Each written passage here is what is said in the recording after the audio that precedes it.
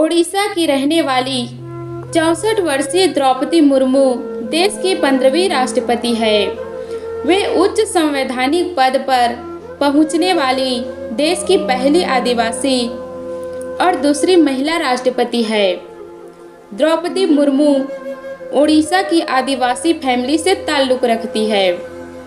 द्रौपदी की personal life की बातें करें तो उन्होंने अपनी ज़िंदगी में बहुत दर्द झेले। साल 1980 में उनकी शादी श्यामाचरण मुर्मू से हुई थी। द्रौपदी और श्याम के 4 बच्चे हुए, जिसमें से आज सिर्फ एक ही बच्चा इस दुनिया में है। चलिए इस पैकेज में हम आपको बताते हैं कि द्रौपदी की दर्द भरी कहानी। द्रौपदी मुर्मू ने आर्ट्स में ग्रेजुएशन किया और पढ़ाई के दौरान ही उनकी मुलाकात श्यामाचरण मुर्मू से हुई थी। दोनों एक ही कॉलेज में पढ़ाई कर रहे थे। पहली मुलाकात के बाद दोनों में बातें शुरू हुई और बाद में इनकी लव स्टोरी शुरू हुई। श्याम अपने रिश्ते को आगे ले जाना चाहते थे और वो हर हाल में द्रौपदी से शादी करना चाहते थे। साल 1980 में शादी का प्रपोजल लेकर द्रौपदी के घर गए।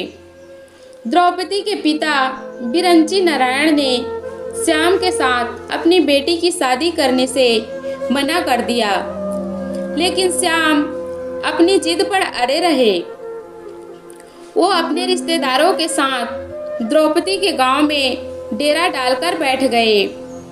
अपने लिए इतना प्यार देखकर द्रौपदी ने भी फैसला कर लिया कि वो अब श्याम से ही शादी करेगी।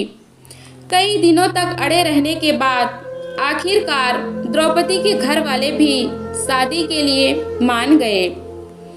इसके बाद एक बैल, एक गाय और कुछ जोड़ी कपड़ों की बात पर दोनों की शादी हुई। शादी के बाद द्रौपदी और श्याम के 4 बच्चे हुए, 2 बेटे और 2 बेटियां। लेकिन आज सिर्फ एक बेटी ही जिंदा है। उनकी पहली बेटी जब 3 साल की थी तभी उनकी मौत हो गई। रिपोर्ट की माने तो साल 2009 में द्रौपदी के 25 वर्षीय बेटे लक्ष्मण मुर्मू का निधन हो गया था। लक्ष्मण मुर्मू घर में बेसुध हालत में मिले थे और अस्पताल ले जाने पर डॉक्टर ने उन्हें मृत घोषित कर दिया। एक जवान बेटे के गम से द्रौपदी अभी उभर नहीं पाई थी कि उनका दूसरा बेटा दुनिया से चल बसा। साल 2013 में द्रौपदी मुर्मू के दूसरे बेटे की मौत हो गई, वो भी रोड एक्सीडेंट में। अब उनकी एक ही बेटी है, इति श्री मुर्मू, जो बैंक में नौकरी करती है। अभी बेटों के गम से द्रौपदी उभरी नहीं थी कि उनके पति साल 2014 में इस दुनिया को अलविदा कह गए। श्याम की मौत हार्ट अटैक की वजह से हुई थी। 2 जवान बेटों और पति की मौत से द्रौपदी पूरी तरह टूट गई थी। वक्त के साथ उन्होंने खुद को संभाला और अपना ध्यान योग की तरफ लगाया।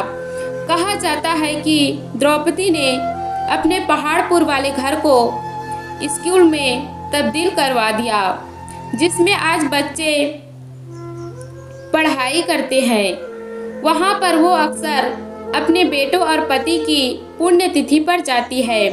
द्रौपदी ने एक कार्यक्रम में अपनी आंखें दान करने का ऐलान भी कर चुकी है। तो दोस्तों, द्रौपदी मुर्मू की दुख भरी कहानी कैसी लगी? यदि अच्छी लगी हो तो चैनल को लाइक, कमेंट और सब्सक्राइब करना ना भूलें। धन्यवाद। जय हिंद, जय भारत, जय छत्तीसगढ़।